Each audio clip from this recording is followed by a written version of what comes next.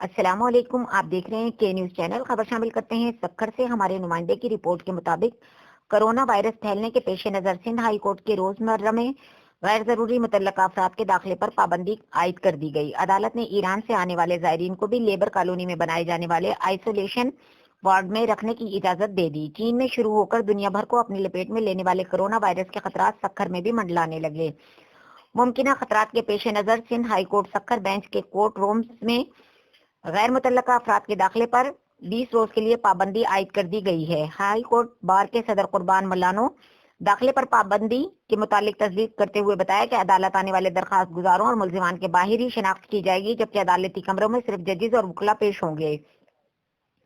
ادھر labour colony میں بنائے جانے والے آئسولیشن وارڈ متعلق ڈپٹی کمشنر اور ایڈیشنل انسپکٹر جنرل نے کیمپ انتظامیہ کے جائزے کے متعلق رپورٹ عدالت میں پیش کر دی۔ انہوں نے عدالت کو بتایا کہ ایران سے آنے والے زائرین کو آئسولیشن وارڈ میں بحفاظت رکھا جائے گا۔